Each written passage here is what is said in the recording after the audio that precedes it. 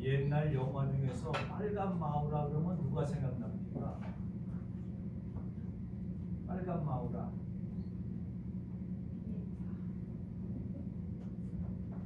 그리고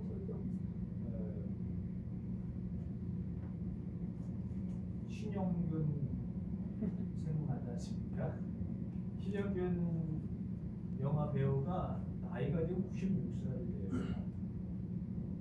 우리 어렸을 때 빨간 마우라, 그다음에 약 300여 편의 영화를 참여했다 그랬죠.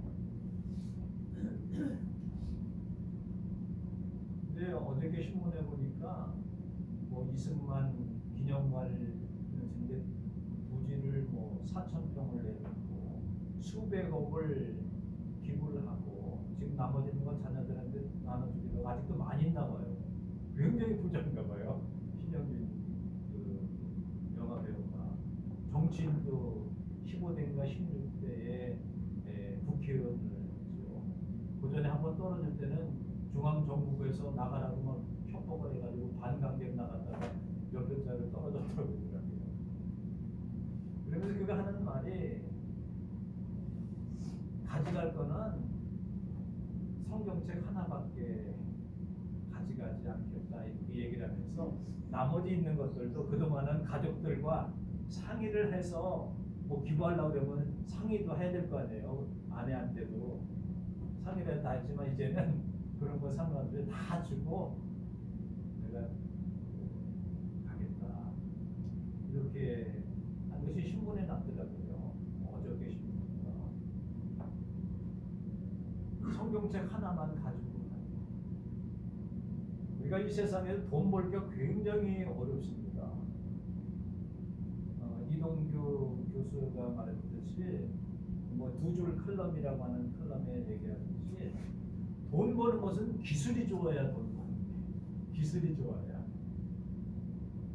근데 돈을 쓰는 것은 예술이라고 합니다. 예술. 우리 한번 예술 한번 해볼까요? 이러지 않습니까? 예술. 예술이라고 하는 것은 그만큼 돈 벌기보다 돈 쓰기가 어렵다. 인간의 삶은 이 관계선 속에서 삽니다. 하나님과의 나와의 관계, 가족 간의 관계, 이웃 간의 관계, 그 다음에 직장과의 관계, 여러 가지 관계성 속에서 사는데 이 관계성 속에서 어떻게 살아나가야 행복한 삶인가? 어떠한 관계를 맺어야 기쁜 일인가? 인생의 성공은 관계의 성공이라고도 할 수가 있다고 하죠. 나와 너와의 만남, 나와 하나님과의 만남, 나와 이웃과의 만남, 이것이 좋으면은 그 사람은 행복한 사람이고 인생에 성공한 사람입니다. 우리 그러잖아요. 이 안에 사는 거 욕 들어 먹지 않고 사는 것이 좋은 거다. 아무개 나오면은 그리고 욕하잖아요. 자, 우리 살면서 우리 성도님들 마찬가지일 거예요. 욕 들어 먹은 적은 별로 없다. 그렇죠? 욕 들어 먹고 사는 사람이 기독교인 중에서 얼마나 됩니까? 물론 자졸지결한 욕은 아내한테, 남편한테, 애들한테 욕 들어 먹기는 합니다만은 그냥 보통 사람들이 그 사람 나쁜 사람이야 이렇게 찍히고 그렇게 인정을 받고 사는 얼마나 불행한 사람이에요. 그가 세상에서 큰 위대한 일을 했어도 손가락질을 당하고 이 세상 떠나면은 무슨 소용이 있겠습니까? 그래서 칭찬을 듣고 살지 못할 망정 욕 들어먹고는 살지 말자. 이게 이제 일반적인 그만큼 관계가 나쁘다는 겁니다. 관계가 나쁘다는 겁니다. 다른 사람을 돕고 함께 일함에 있어서 서로 윈윈이라고 그랬죠. 날개가 이렇게 해서 좀 더 잘 되게 일을 하면은 얼마나 좋습니까? 사업을 할 때에 동업을 하는데 같이 이 사람은 기술이 있고, 이 사람은 돈이 있고, 이 사람은 재주가 있고, 이 사람은 뚝심이 있고, 이 사람은 그래서 윈윈해서 사업을 했는데 사업이 잘 됐어. 얼마나 좋습니까? 서로 간에 약점을 보충해 주가면서 함께 일을 한다라고 하는 것은 얼마나 소중한 일인지 모릅니다. 왜? 사람은 혼자 뭘 할 수가 없기 때문에 그렇습니다. 최고의 경영자는 밑에 있는 그 함께 일하는 사람들 함께 잘 그 사람을 일을 잘 하도록 만들어서 하나의 성과를 이루어내는 것이 지도자라고 하지 않습니까? 그걸 어떤 방법을 하느냐에 따라서 여러 가지로 나눌 수가 있습니다만은 그렇습니다. 함께하고 함께 더불어 사는 것은 굉장히 소중한 일이고 우리 그리스도인들도 역시 그렇게 살아야 합니다. 세상에 최고의 학위가 있다고 그랬죠. 보통 이렇게 학사하고 석사하고 그다음에 박사하고 그다음에 또 올라갈 게 또 뭐 있나요? 학위 중에서. 근데 그것보다 더 최고의 학위는 밥사라고 합니다. 밥사. 밥사는 뭡니까? 말 그대로 밥을 사는 거예요. 이 팍팍한 세상, 어려운 세상, 힘든 세상 속에서 어렵고 힘든 사람들에서 밥을 사는 거예요. 그 사람이 박사와 석사보다 더 높은 최고의 인생의 학위를 가지고 있는 사람이라고 얘기를 하죠. 인생의 학위는 밥사예요, 밥사. 저도 친구들 만나면 밥을 좀 한번 사보려고 해요. 근데 밥 살 기회가 별로 없어. 왜? 내가 이렇게 주머니 내려고 그러면 다른 애들이 먼저 해. 내가 너보다 돈 더 많이 번다 이거죠. 그렇기도 하고 을에 자기가 내는 걸 줄 아는 친구도 있습니다. 정기적으로 불러서 우판등심에서 등심 사주면서 내가 카드를 못 꺼내. 몰라 걔는 법인카드로 다 하는지 몰라도 그럼 커피숍에서 내가 커피 살게 그러면 오지도 않아. 내 차례가. 우리 가족도 마찬가지입니다. 내가 내려고 우리 형 누나들이 내지 너는 괜찮아 이래. 그래도 기회가 그렇게 많지가 않아요. 제가 밥을 살 기회는. 나도 밥사가 한번 되고 싶은데 밥사가 될 기회들을 안 주는 거예요. 이 밥사라고 하는 것이 그만큼 이건 뭐예요? 함께 돕고 의지하고 그렇게 하는 거죠. 오늘 뭐 성경 이외에 다른 얘기들을 많이 합니다만은 다산 선생님 그랬대요. 재물을 잘 숨기는 비결은 뭐냐? 방법이 있는데 그것은 다른 사람에게 베풀어 주는 것이 너의 재산을 잘 몰래 숨겨놓는 것이라고 얘기해요. 그 말은 뭐냐면 베풀고 협력하고 이해하면서 아까 사업 얘기를 했잖아요. 다들 함께 일하던 사람들 중에서 하는 말이 다 공통적으로 있습니다. 뭐요? 사업은 하되 뭘 하지 말아요? 동업은 하지 말아라. 동업은 하지 말아라. 그거는 동업하는 사람들은 철칙입니다. 사업은 하되 암만 친한 친구라도 동업은 하지 말아라. 그러니까 함께 일하는데 얼마나 갈등이 심하다는 겁니까? 왜? 서로 이권이 있어요. 이속이 있어요. 더 많이 가져가려고 그래요. 그게 뭐예요? 동업하는 거. 큰 사업도 마찬가지입니다. 서로 많이 가지려고 다투는 거예요. 노사관계도 마찬가지입니다. 사장과 노동자의 관계도 마찬가지예요. 그걸 어떻게 잘 이루어 나가느냐에 따라서 좋은 직장 되고 좋은 동업자도 되고. 오늘 이렇게 아침에 이렇게 여러 가지 말씀들, 지금은 동업에 대한 얘기를 해요. 동역, 함께 일하는. 바울 사도계 오늘 성경에 보면은 바울이 로마서를 쓰면서 맨 마지막에 인사를 하는 거예요. 맨 처음 인사는 뭡니까? 나 우리 주 예수 그리스도의 종된 바울은 로마의 교회에 있는 너희에게 편지하노라 하면서 쭉 교리에 대한 거, 실천에 대한 거 쭉 얘기하면서 이제 마무리로 인사를 하는 거예요. 문안을 드리는 거예요. 아무개에게 내가 문안을 한다. 참 좋은 사람들, 너희들도 그 어른들, 그 좋은 일꾼들을 대접 좀 해주고 잘 환대를 해주고 잘 맞이해줘라. 이렇게 인사를 하는 가운데 있어서 바울이 굉장히 쭉 오늘 16절까지 읽으려고 했는데 굉장히 사람이 많아요. 인사할 사람들이. 바울은요, 인생에 성공을 했다라고 해도 성공부에 그거 따지기 앞서서 하나님의 일에 끝까지 충성을 하고 한 그 사람입니다. 하나님과의 관계가 얼마나 아름답고 좋았습니다. 그가 철학자고 신학자고 모든 것을 가지고 있음에도 불구하고 다 그것을 버렸습니다. 예수 그리스도를 아는 지식이 너무나도 고상하기 때문에 내가 가지고 있는 모든 지식과 철학과 모든 것 다 배설물처럼 버렸다.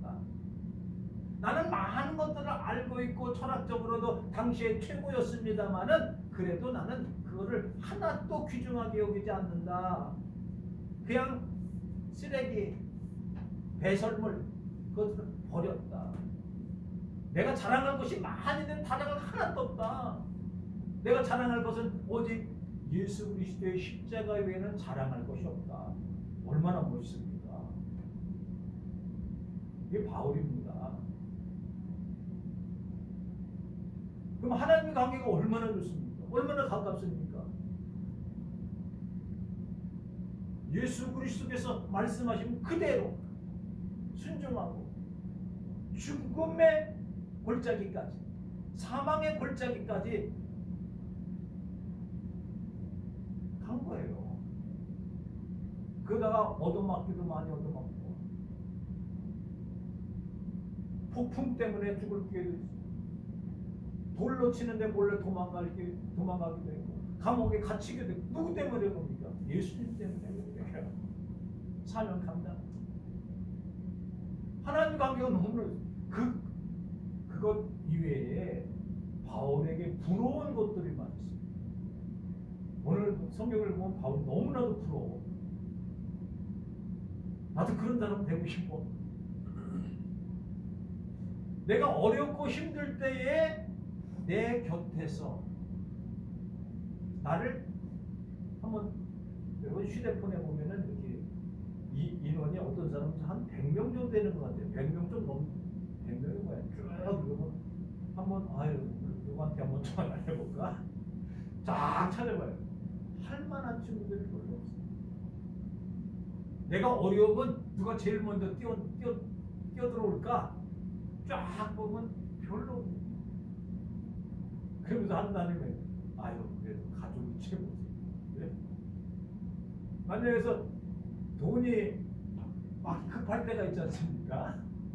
꼭 이거 뭐 나가야 되고 이것이 꼭 필요할 때가 있어요. 누구한테 전화하고 누구한테 빌릴 겁니까 이거? 너무나 유치한 얘기를 해서 죄송합니다만은 그러면 한참 생각할 거 아닙니까? 아무개 나에게 친한 직접 되면 조건이 되는 것도 없고 힘든 것도 없고 쟤는 안 될 것 같고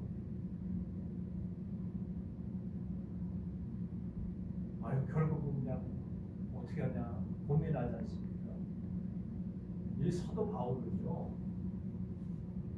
사도 바울을 지원하고 그 성도들과 그 친척들과 가족들과 선교사들과 그 가문들과 어떤 집안들과의 관계가 너무나도 상상할 수 없을 만큼 관계가 좋았어요.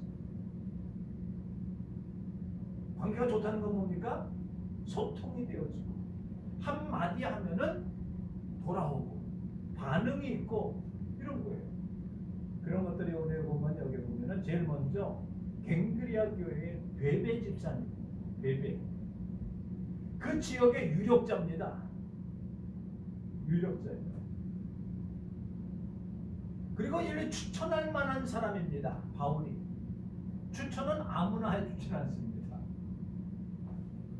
자기가 믿고 정말로 신임하는, 그리고 이 사람이 잘못되면 자기가 다 책임을 져야 추천해 줄 수 있는 상대 아닙니까? 보통 아이들이 선생님한테 가지고 선생님 나 어느 기업체에 들어갈래 추천 좀 해주세요. 그럼 뭐라 그러겠어요? 교수님이 그래 내가 너를 아끼는 자니까 내가 너를 추천해주지 않고 누굴 추천해주겠냐? 이 아무개를 쭉 써가지고 이 기업체에 들어가는 것을 추천합니다. 잘 봐주세요. 이런 추천서를 올리면은 거기서 보고 아무개가 추천했어? 그래 그러면 합격시켜줘야지. 아무개 추천해서 아유 이건 뭐 볼 것도 없어 떨어뜨려야 돼. 서류 볼 것도 없어 아무개가 추천한대. 이럴 거 아닙니까? 여기서 추천하려고 그러면은 사내들인 공유에서 7명 중에서 5명이 찬성해야 추천해 줄 수 있는 그러한 인물이에요.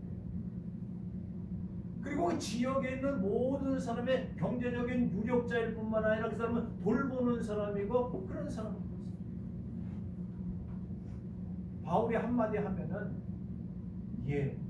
뭐가 필요하십니까? 자금이 필요하십니까? 걱정하지 마세요. 바울이 선교를 할 때에 그는 자비량 선교를 한다고 해요. 자비량 선교. 자비량 선교는 어떤 선교비를 받아가면서 하는 게 아니에요. 자기가 천막 짓는 건 그럼에도 불구하고 모든 사람들이 바울에게 후원을 했어요. 바울을 보고 하는 것이 아니라 물론 예수 그리스도의 애를 보고 후원합니다만은 아끼지를 않아요. 아끼지를 않아요. 당시의 교회들은 어떤 교회들이냐면은 어떤 교회라고 하기는 뭐한데 가정집이에요. 가정집. 성경에 보면은 가정집들이 많이 나와요. 그럼 바울이 가면은 여기에서 머물러 거기 설교한 거가 교회예요. 그게 가정교회죠. 어떠한 건물을 만들어 놓고 거기가 교회입니다 이렇게 붙여놓은 데가 아니라 각각 가정에 바울이 가면은 동역자들이 와서 함께 예배드리고 선교하고 어려운 교회에 있다라고 예루살렘이 어렵다라고 하면은 모금을 해서 헌금을 했다 구제헌금을 갖다 주고 이런 형태였어요. 자기의 집을 아깝게 여기진 않아. 그런 사람들이 수두룩해요. 그 중에서 대표적인 인물이 누구냐면은 브리스가와 아굴라. 브리스길라는 여성이고 아굴라는 남성입니다. 꼭 성경 볼 때는 아굴라와 브리스가 이렇게 되고 브리스가와 아굴라 이렇게 성경에 많이 기록되어 있습니다. 이 브리스길라와 아굴라는 그 가정이 교회였을 뿐만 아니라 바울의 선교 사역에 굉장히 많이 도움을 줬던 사람. 어느 정도까지냐?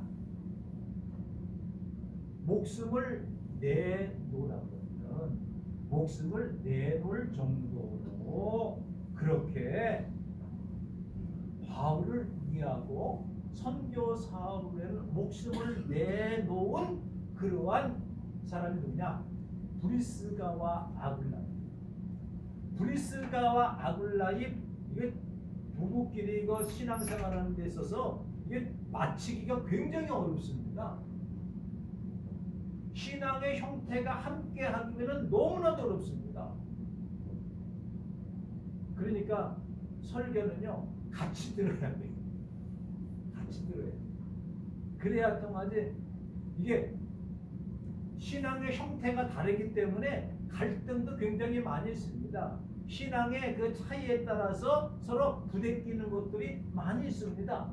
근데 브리스가와 아굴라 부부는 정말로 최선을 다해서 바울을 돕는 동역자. 그러니까 무슨 일을 할 때에, 사업을 할 때나 주님의 일할 때에 서로 희생이 따라야 좋은 결과를 얻습니다. 조금이라도 어려우면은 뒤로 빼고, 조금이라도 힘들면은 서로 비난하고, 이러면은 이 동역자라고 할 수가 없습니다. 동역자라고 하는 것은 정말로 하나의 목표를 위해서 목숨을 내건 사람들끼리 같이 해야 그것이 참다운 동역자라고 할 수 있습니다. 브리스길라와 아굴라는 아주 유명한, 아주 성경에도 능통한 사람이었을 뿐만 아니라 당시에 성경학자라고 하는 아굴라라고 하는 사람이 있어요. 그런 성경에서 능통한 사람이에요. 그런데 이 아굴라가 설교를 쫙 했어요.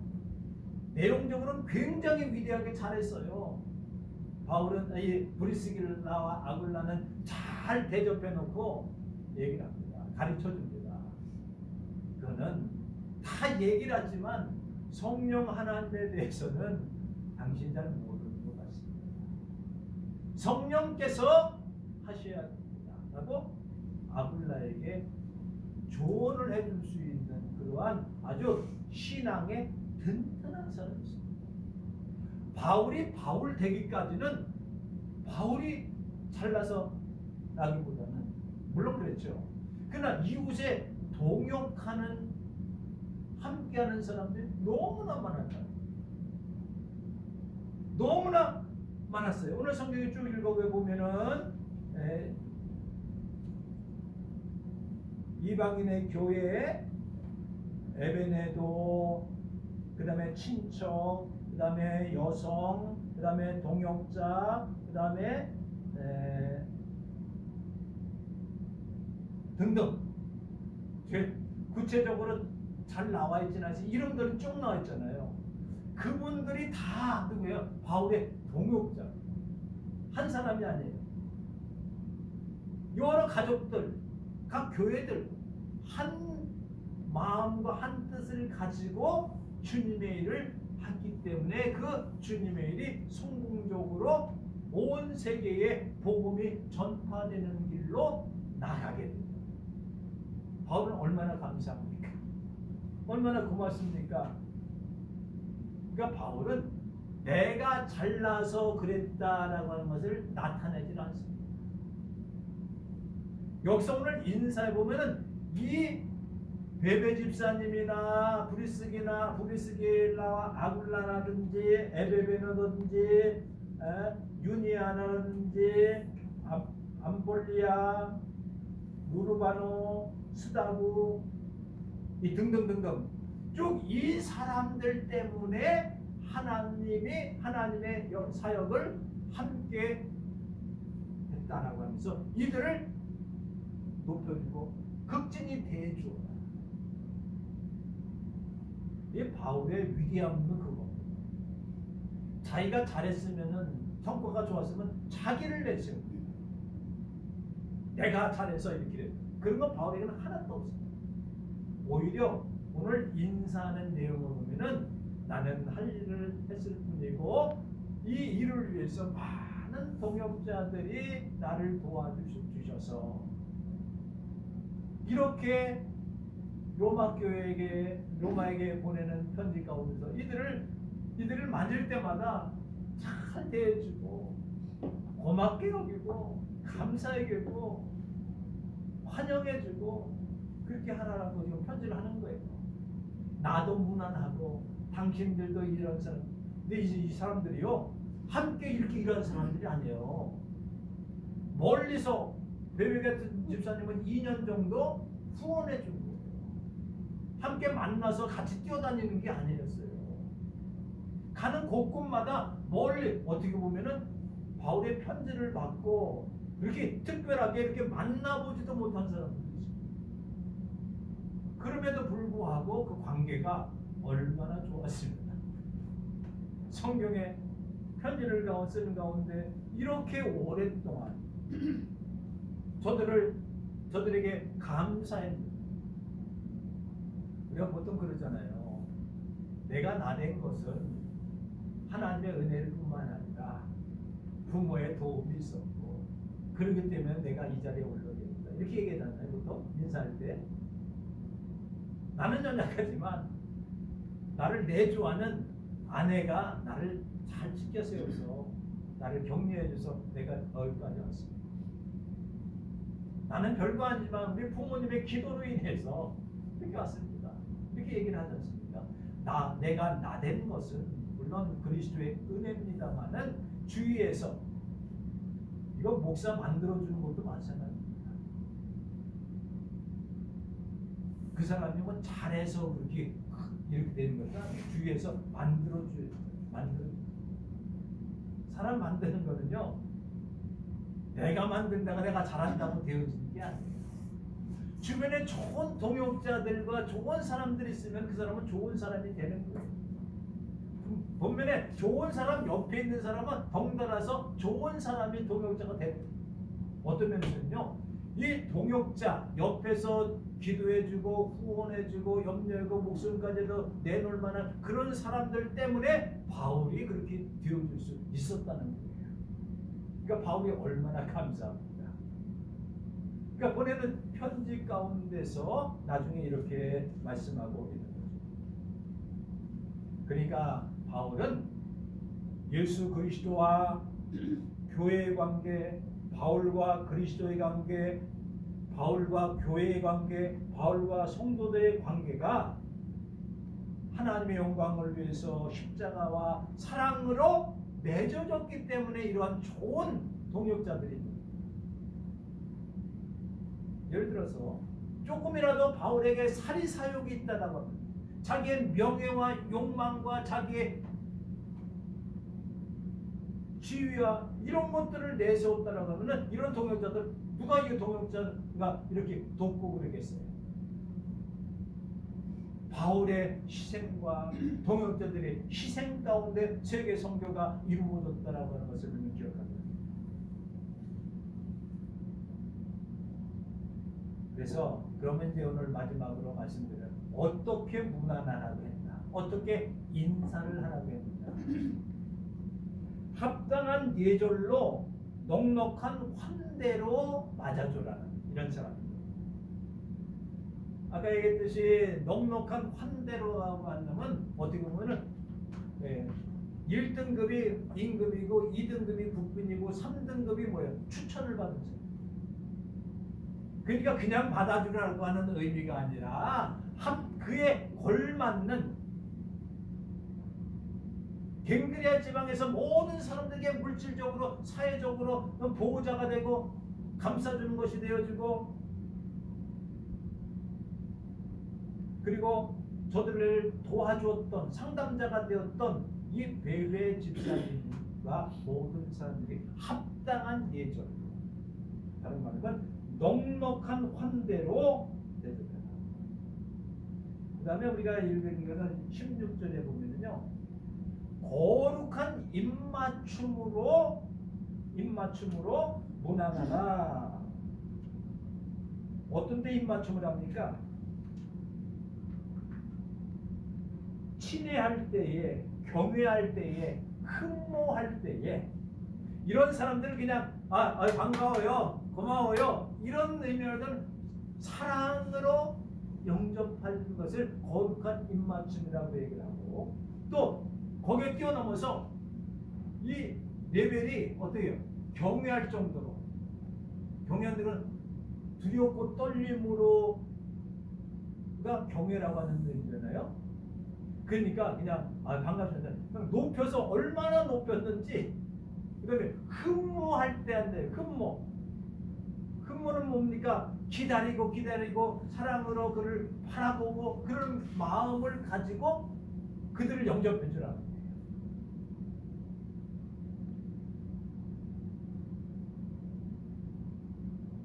그 다음에 진심으로 영접해 주라. 그 다음에 존중히 여기면서, 이거 쭉 읽어보면 사람 이름에서 그런 것들 따온 거예요. 존중히 여김으로라고 하는 의미는 어떤 말입니까? 감사함으로 이렇게 높여서 존중하면서, 뿐만 아니라 동역자로서, 친척으로서, 친한 친척으로서, 한 형제로서 그들을 영접해라. 거기에 또 뭐가 들어요? 따뜻한 마음으로 그들을 영접해 주라. 인사를 해줘라.